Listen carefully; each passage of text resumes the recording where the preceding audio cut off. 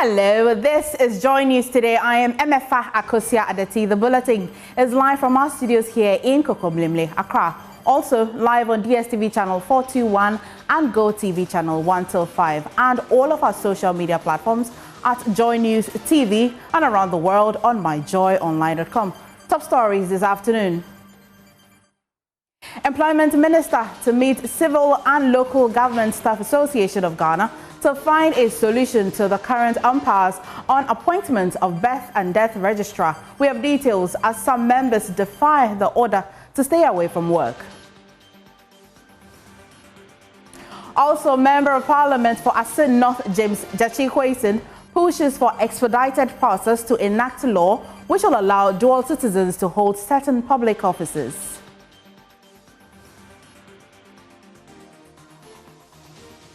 Many thanks for choosing. As always, we have these and more as well in this package.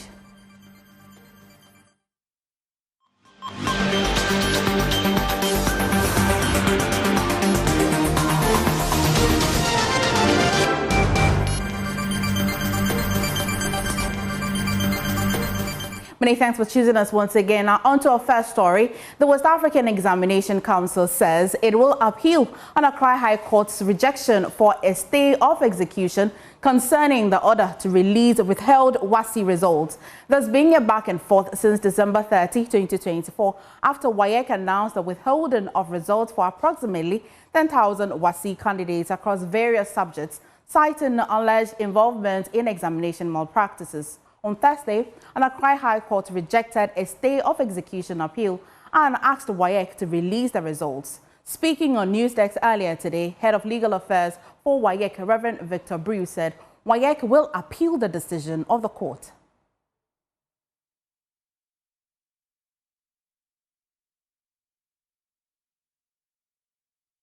Yes, if you put it that way, we plan to repeat the stay of execution in the Court of Appeal, which is part of the entire court process.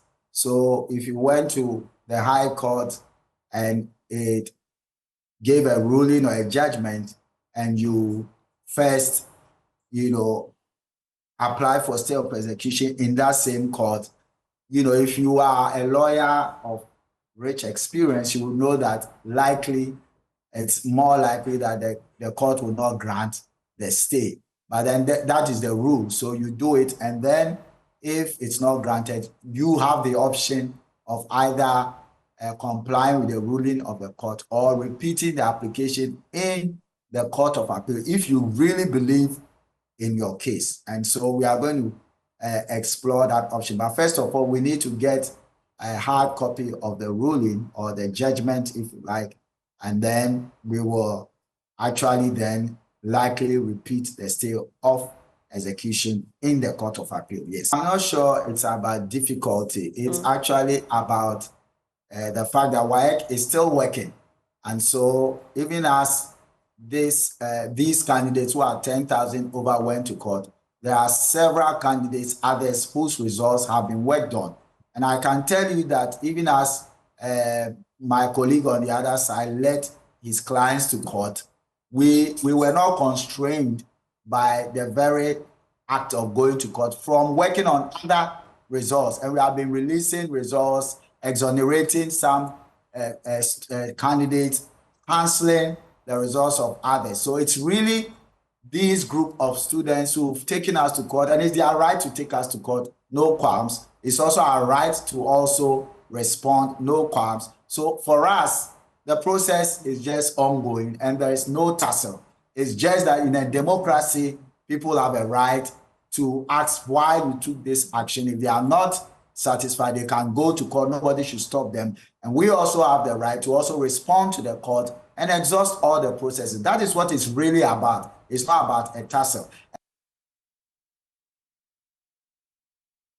However, legal representative of the affected candidate, Martin Pigbu, says another appeal will further dent the image of WAEC. Lawyers would continue accuse extra. Enough. You see, the problem is that WAEC is not realizing that we are dealing with this matter in a constitutional context as well. So the Constitution Article 23 requires that administrative bodies act fairly and reasonably. Fairly and reasonably. So, my sister, as we're speaking now, more than 1 month on, WAEC is not able to tell my clients, you, Esimesi or Bentin, you copied, you had foreign material, etc. They are not able to tell the specific crime. WAEC is engaged in speculative, cancellation of results. I'm telling you that we went to court and finished this court matter. WAEC could not produce one charge, a single charge against any of these students. So it's just not on. The Constitution says WAEC must act reasonably and fairly. Where is the reason and where is the fairness? When you keep taunting somebody, you keep taunting the person that he's engaged in examination malpractice. Then sometimes you say examination irregularity. Meanwhile, you cannot tell specifically what the person did. What is the candidate's charge? Ask Lawyer Drew. Where is the charge? I had a meeting with Lawyer Drew before we came into court. We're in court for 3 weeks. Court is done. They've not been able to stick a single charge on any of my clients.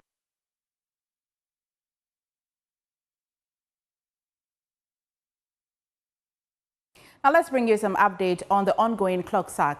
Now, Employment Minister Dr. Rashid Pelpo is expected to meet leaders of the Civil and Local Government Staff Association of Ghana today to find a solution to their industrial action. CLOGSAG is on a strike protesting the appointment of Samuel Adomboche as Registrar of Birth and Deaths, and we've got details and tabs on that. But first, let's get update on day 2 of the CLOGSAG strike from our correspondent. Now, let's go to the Ashanti region where Emmanuel Bright Kweku is on standby. Emmanuel, yesterday you brought us the situation at the office of the Birth and Death Registry in Kumasi, or the Ashanti region, I should be specific. What is it like today? Members of CLOGSAG or workers at this regional office are not at post as we speak now. But when you go to some other offices, we have been monitoring the other members or officers who are under the CLOGSAG.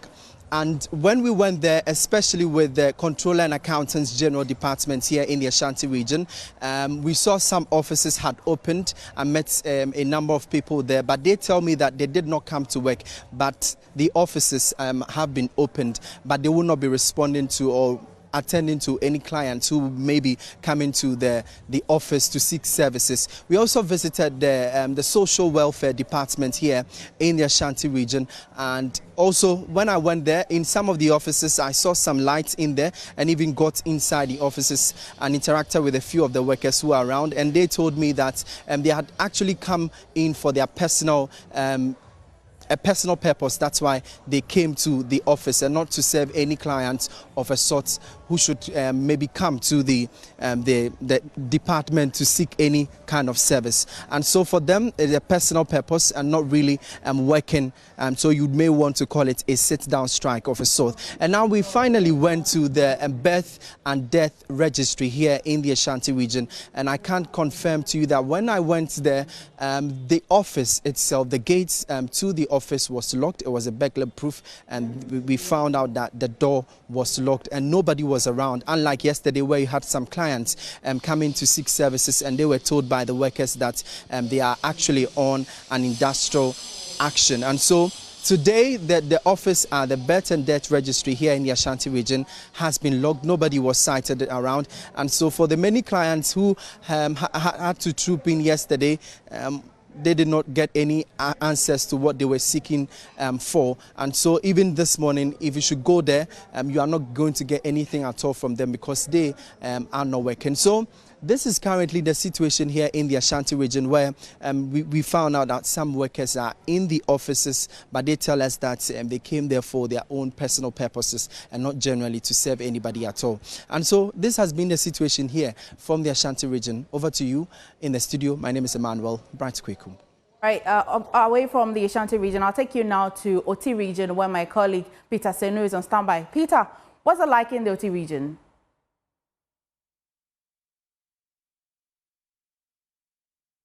Right, MFR, what is happening here in the Oti region is that the strike for the CLOGSAG has entered its second day and it is in full force. But our checks across the region indicate that various offices, especially this assembly and the allied offices that operate within the assemblies are under lock and key. Currently, I'm in front of the KDB District Assembly, where there is no sign of any human activity here. But earlier in the day, I was here to get the mood of it. Sadly, maybe some people may want to come around, but I'm still back here this afternoon, and there's nothing ongoing here. There's no sign of anyone around. And let me quickly show you around. This is the premises of the KGB District Assembly. In fact, all the doors here are currently under lock and key.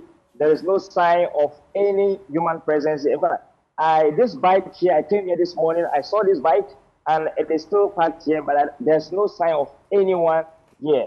And no one here to seek any of the services to any of the assemblies to here. So this is what is happening here in the Oti region.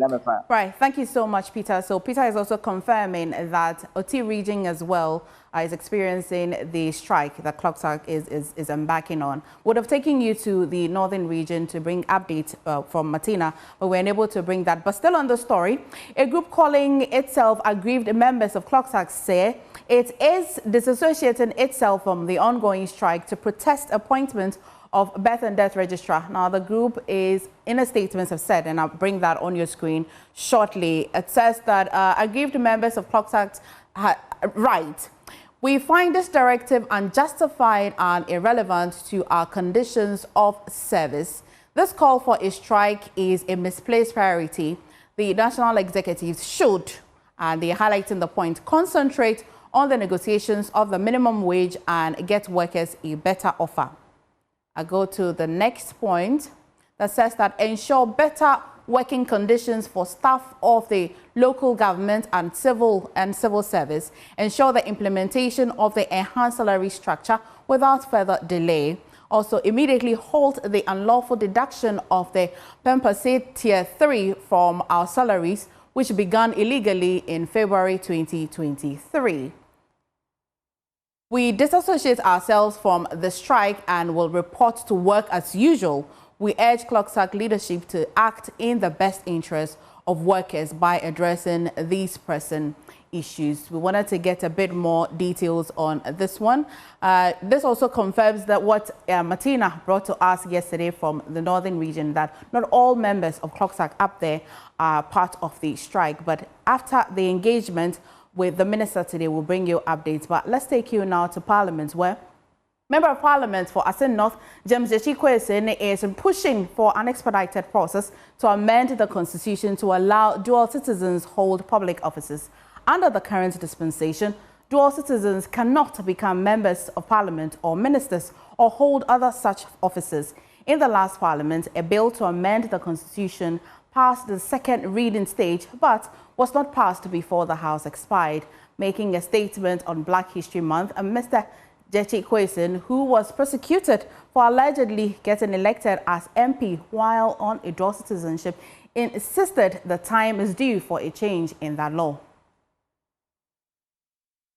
Mr. Speaker, Black History Month allows us to reflect on the perseverance of our people throughout history, slavery, institutional racism, and the ongoing fight for equality. Africa, despite being rich in natural resources, remains paradoxically underdeveloped due to centuries of exploitation, colonization, and unfair global systems. I stand here not as a victim of political challenges, but as a testament to the resilience of every Ghanaian who believes in the power of democracy and justice. Mr. Speaker, the fight against dual citizenship, restrictions on political ambition is not a personal battle, but a national conversation. Our Constitution, while a beacon of democracy, must evolve to reflect the global realities of our people.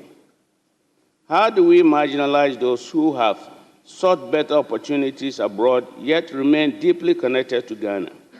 How do we exclude them from leadership when their hearts, skills, and resources are dedicated to building our nation? Mr. Speaker, it is important that we expedite action on this passage of the Dual Citizenship Amendment Bill. I believe that there's also a gamut of other duties we have to examine. One of them that I'm also passionate about is the question of taxation, so that if you're a dual citizen and you're entitled to be a member of parliament, you're entitled to be a chief justice, and you are earning your income from, say, the United Kingdom, the Ghanaian tax regime should be able to catch up with you as well. Look at how our democracies, very weak democracies, sometimes even fake democracies, because every time people are looking for opportunities to cheat just to get to power. And so I think African leaders will have to do a true reflection. And as we do this true reflection, one of the things we also have to understand is that the aid dependency of African leaders and African countries, we must move from that and develop local and indigenous solutions for African problems. If we are able to do this, then the Black History Month will make a lot of meaning to all of us as Africans. Thank you very much, Mr. Speaker. Well, let's go to a Parliament where my colleague Kweku Asante is on standby to even bring us what's happening in Parliament. Kweku, we know also that the majority leader in Parliament as well has had some engagements. What's up with that, Kweku? Well, yes, MFR, according to majority leader, there is the need for members of Parliament on both sides to be able to access funding for private companies in their respective constituencies. And in particular, he has been zooming in on this IFC proposal that members of Parliament, in terms of the private businesses that are available in their constituencies, can access funds from the IFC. We can listen to him when he met the leadership of IFC in his office earlier.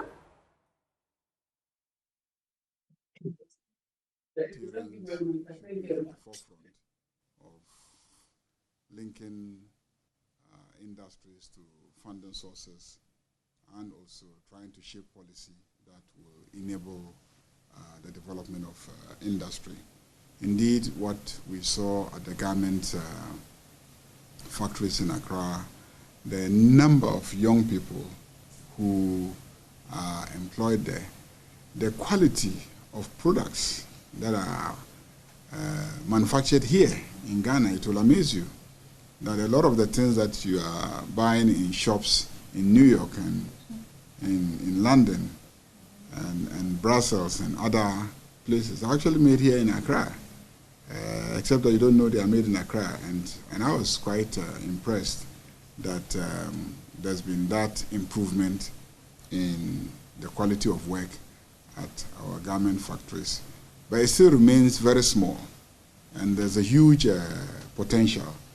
And so I'm hoping that the parliamentarians who are here, will engage with you in terms of their various constituencies, what industries are there, and if the private sector players in our various constituencies can be mobilized to begin to prepare themselves and position themselves to be able to access financing from IFC and others, I think that will definitely go a long way to help us fulfill our commitment to the young people to create jobs, to grow the economy, and then to create more wealth for us to equitably distribute.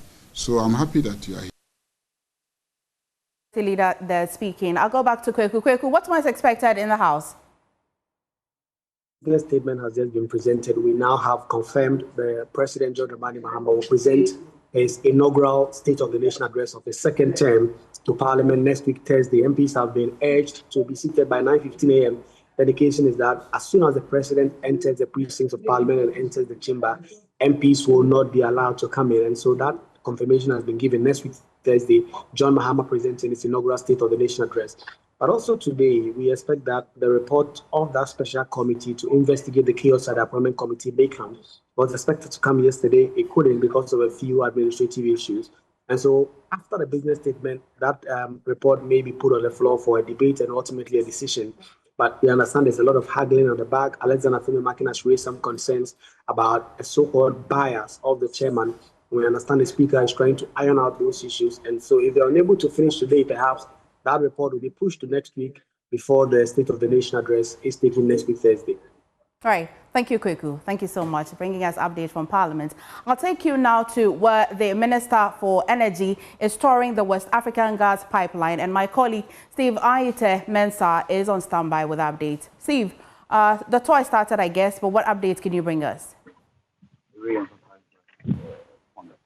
What President Mahama has directed, what the government intends to do is not to sell. Well, the minister addressing, but let's hear him first. ECG. And let me make it clear that government has no intention of selling the electricity company of Ghana. What we rather want to do is to involve the private sector, especially in the billing, in the collection, and the management of some aspects of the network.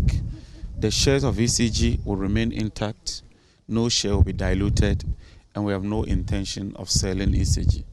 And so I want to encourage the Ghanaian public to disregard the news items, the publication, and the commentary by some people who should know better that we are selling ECG. It's not true. It will not be sold. But we want some private sector participation to bring about a high level of efficiency, reduce the losses, increase the revenue base, so that we can pay for some of these bills we are talking about. The Minister of Finance, under normal circumstances, should not be taking the taxpayers' money, which could have been used for other development projects, to pay WAPCO. But today we've had to squeeze and take money from the budget to pay NGAS for this $75 million. That could have been used for other developmental projects such as roads, hospitals, and other infrastructure projects. And that's why we are determined to ensure that we bring about efficiency by involving the private sector.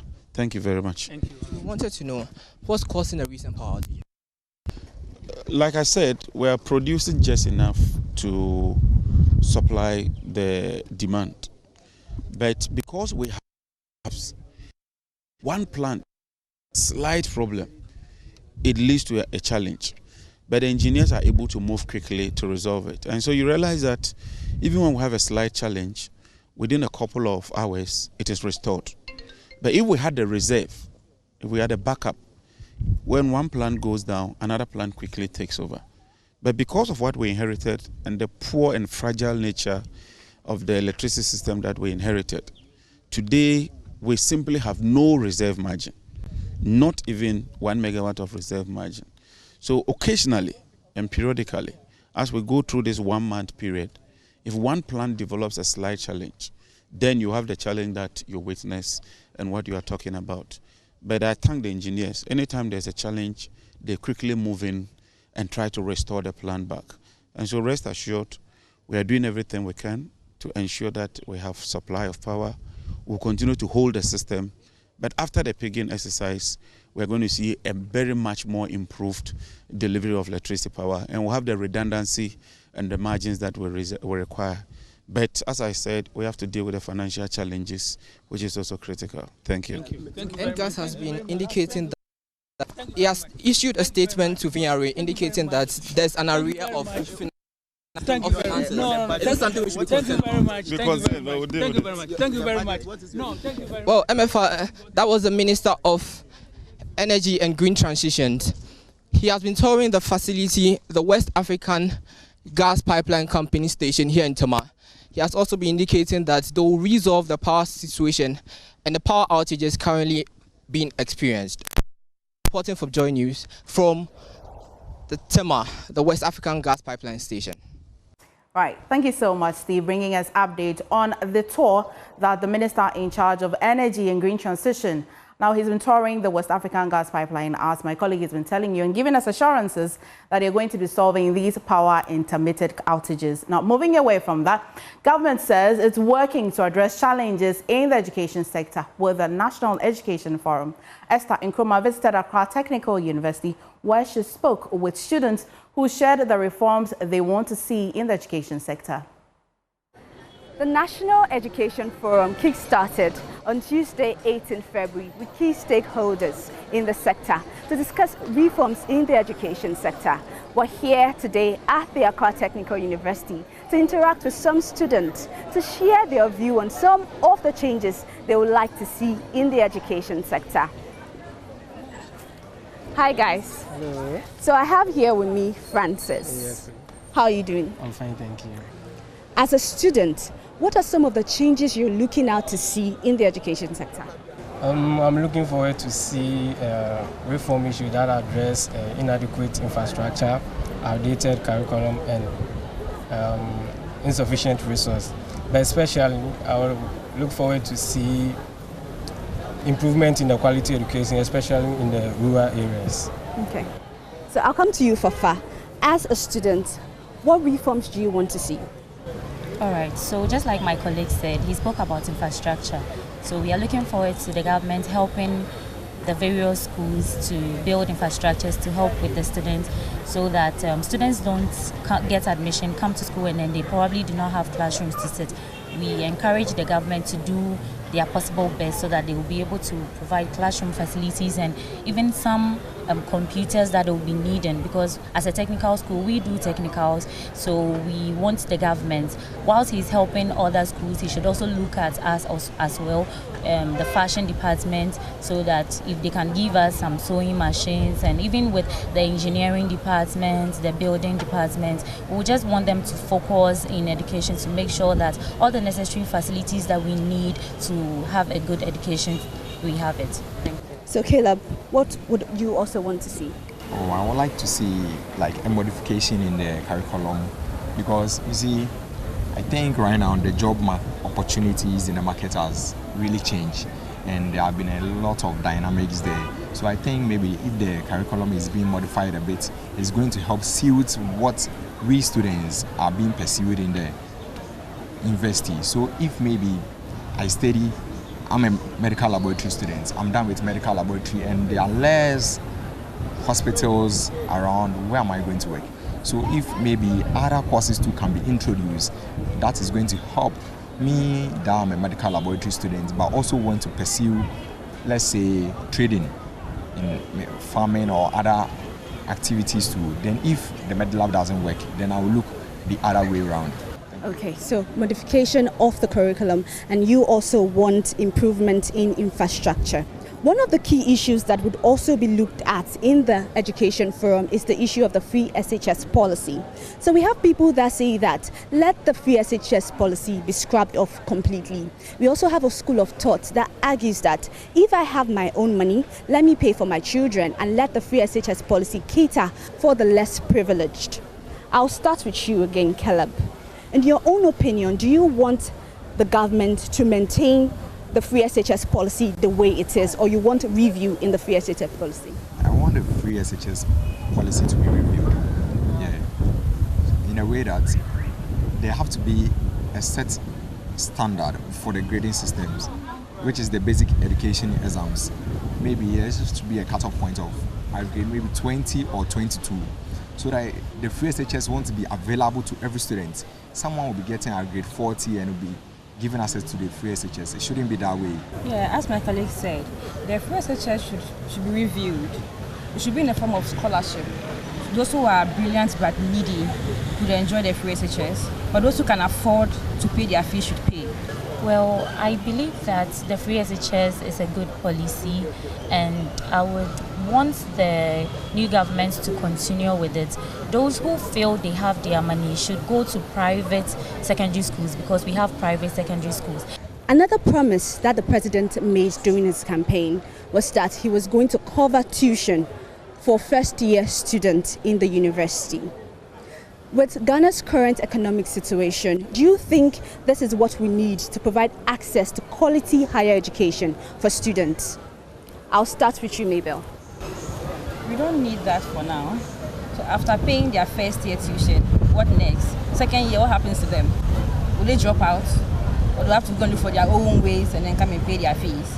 So I think there should be other things to work on, not paying their first year fees. What are some of the other things you think they should work on? You should work on jobs. After school, most of the graduates are home doing nothing, self-employed, which is not a bad thing. But I believe if they channel their energies into the job sectors, now we know there are no space for government workers. That's what we've been hearing. Yeah. But I think if you should invest into that aspect, after school you have a work to do, not just going to school and come and stay home. Okay, so we've been interacting with students from the Accra Technical University, and they've shared their views on some of the key reforms they're looking out to see in the education sector. From the Accra Technical University here in Accra, my name is Esther A.C. Nkrumah. You're watching Joy News today. We'll go for a quick break. When we come back, business, showbiz, and sports. Please stay.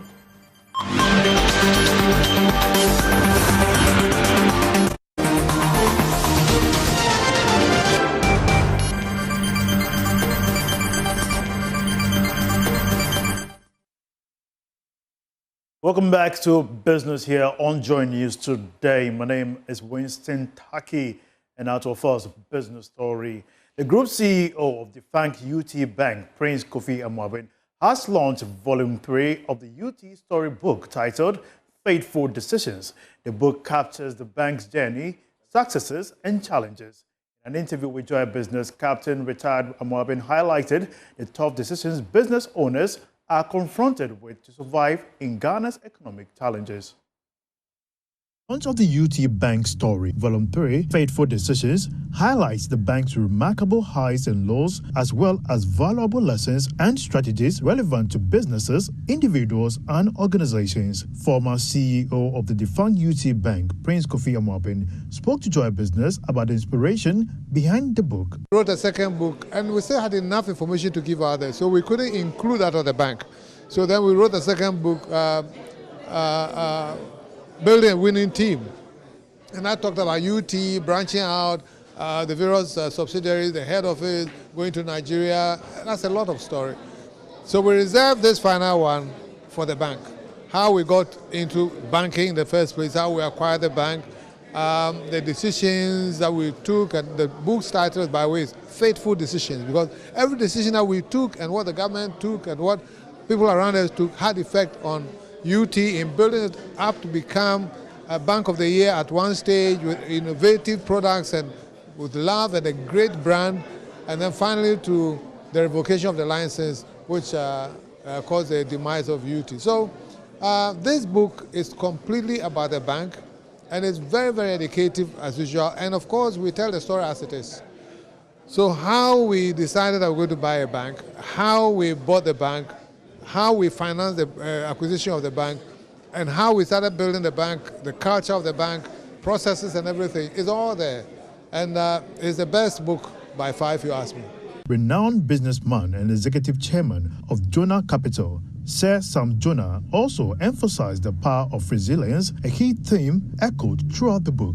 This is perhaps the most profound and painful chapter in Kofi's journey, for it speaks not only of success, but as I said earlier, of betrayal, of the harsh realities of power and the fragile nature of business when it's entangled with politics. The seizure of this bank was one of the most egregious acts of economic injustice perpetrated by a state, a move driven by malice, deceit, envy, and jealousy. It was not merely a collapse of a bank. It was a blow to the very idea that Ghanaians could build something of their own and succeed at the highest level.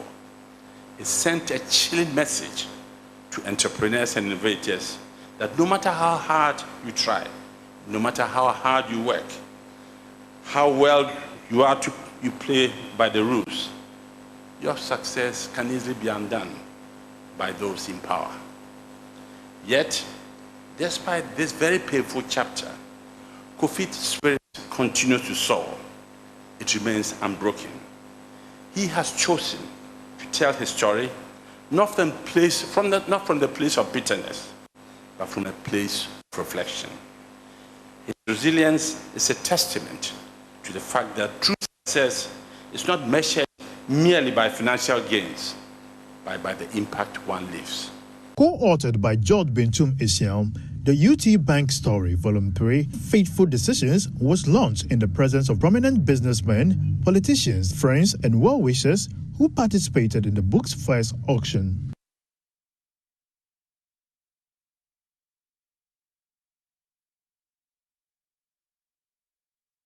Now, moving away from that, as part of measures to enhance special planning and Sustainable Land Management in Ghana, GIZ Ghana has partnered the Land Use and Spatial Planning Authority to ensure data accuracy in land management system. Here's more in this report. The primary purpose of the LoopMIS is to provide a comprehensive platform that integrates spatial and textual data, thereby improving the efficiency and effectiveness of land use, planning, and management in Ghana. For us, it's a very key project in the planning system. It's important to have special data for urban development and also for developing and managing the land in Ghana. And so we see this as a very crucial element in order to improve land management and land use planning. So our support is to co-finance the contract of the GOPA, the consultant that will redevelop the system. We are also supporting LUSPA in the preparation of some land use plans with our partner MMDAs, and we also work with LUSPA on the review of the zoning and planning guidelines and the manuals regarding the preparation of the plans. Deputy Chief Executive Officer of LUSPA, Chapman Owusu-Seche, stressed the need to meet present needs and demands, set realistic and forward-looking standards, and foster outcomes that will drive sustainable development for cities. You see, some of us, when we were recruited into the town and country planning department, at that time everything was manual. You know, it's our responsibility to prepare spatial plans to guide the orderly development of our communities. But at that time, we used to do everything with manual system, spatial plans. But with modern trends, you know, things are changing. Now with the coming into being of computer, we cannot continue to go to the drawing board with our T-squares to be drawing our communities. So we need a system that will allow us to use computer. The meeting is a collaboration between the Participation, Accountability and Integrity for a Resilient Democracy program, commissioned by the German Federal Ministry for Economic Cooperation and Development and co-financed by the European Union and the Swiss State Secretariat for Economic Affairs. That's all for business. My name is Winston Taki. Up next is Showbiz.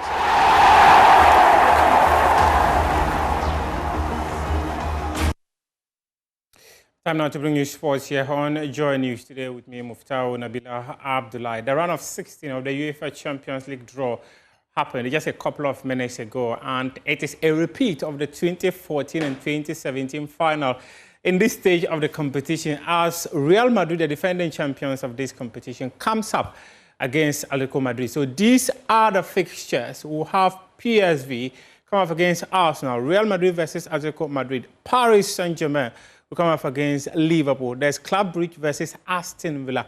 Benfica will play Barcelona. Borussia Dortmund will play Lille. Bayern Munich will come up against Bayer Leverkusen. Feyenoord will play Inter Milan. So these are the fixtures in the round of 16 of the UEFA Champions League. It is the road to Munich 2025, where the grand finale of this competition would be happening. The big one is a repeat of the 2016 final, where Atletico Madrid will be coming up against Real Madrid.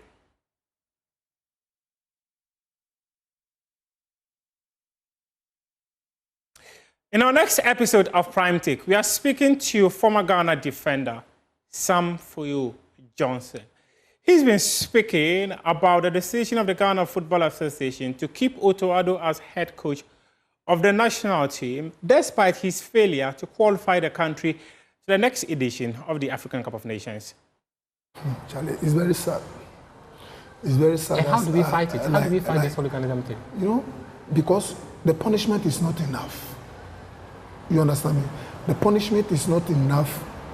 And, you know, we are all Ghanaians. Okay. Like they are saying that, okay, we are out from the Premier League. We are Ghanaians. You understand me? When something happens, we have to talk about it and see how we can, you know. Yeah. But it's very sad that somebody will say he's going to watch football and you don't come back. The person have family and everybody. Because me, like I was telling you, me personally, I really, because I know what they can do. If you but are the they coach, don't. okay. They don't they don't do that. They don't do what we know they do best. They don't show that to us when they come here. And what kills me is sometimes I hear that maybe somebody say, then when people are saying, oh, if they get injured, who is going to be, Master, excuse me to say, but that is nonsense. Because if this is your job, that is what you choose to do. You either do it or you leave it. Or you don't do it at all. So if you know you are coming to get injured, then the Ghana will not take care of you. Sam Johnson there. Catch the full interview on this channel tomorrow at 7:30 p.m. Up next is Showbiz.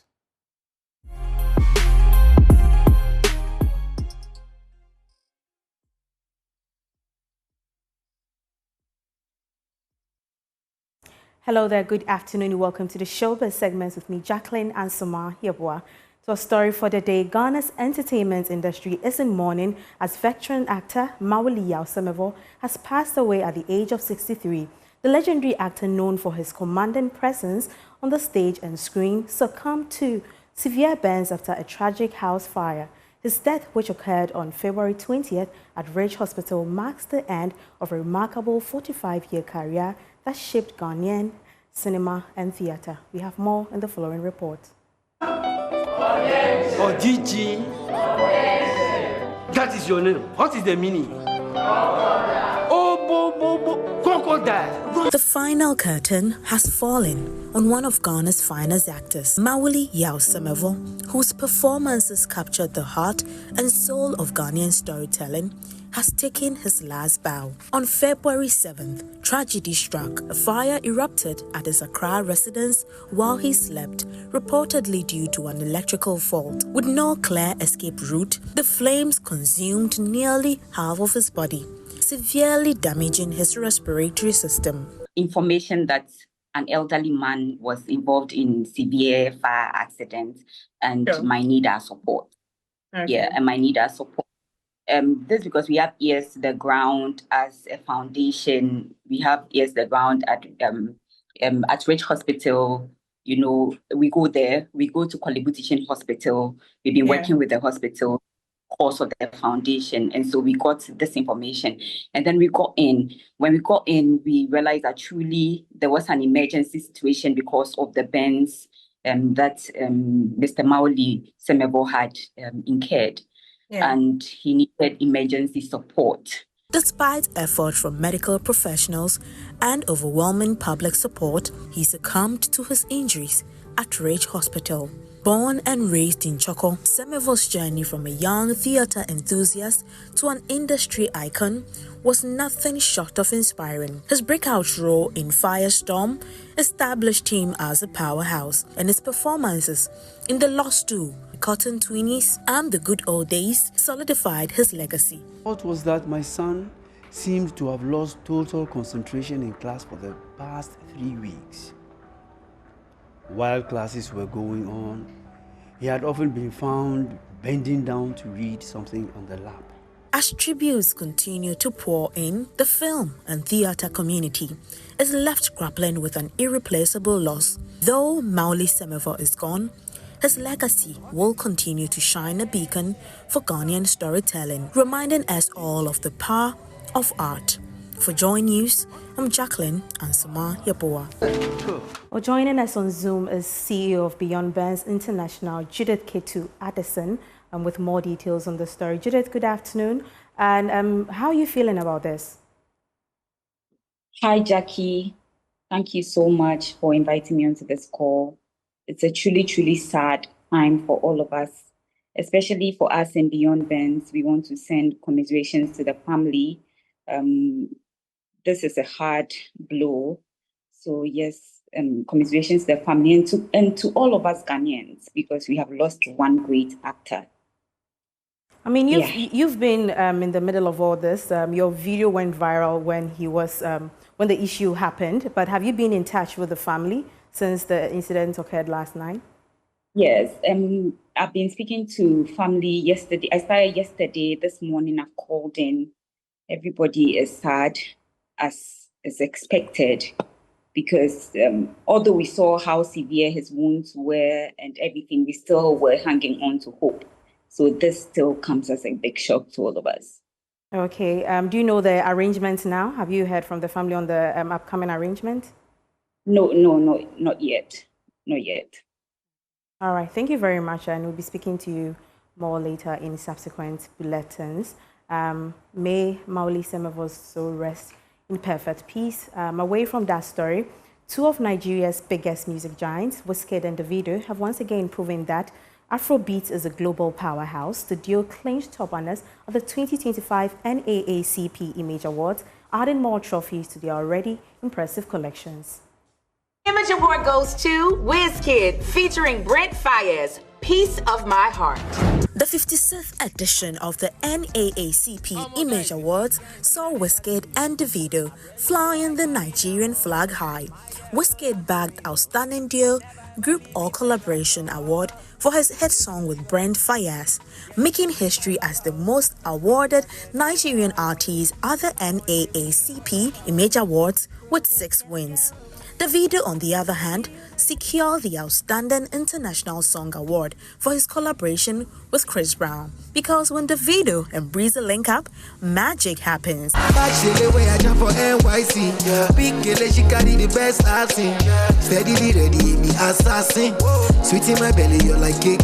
The National Association for the Advancement of Colored People, also known as NAACP Image Awards, established in 1967, celebrate the achievement of people of color in entertainment spanning from music, film, television, and literature. Over the years, it has become a major platform recognizing Black excellence worldwide. From Lagos to Los Angeles, Afrobeat continues to make waves. What didn't I do for you, girl? Can I do? On that note, is a wrap for the showbiz segment with me, Jacqueline Hansuma.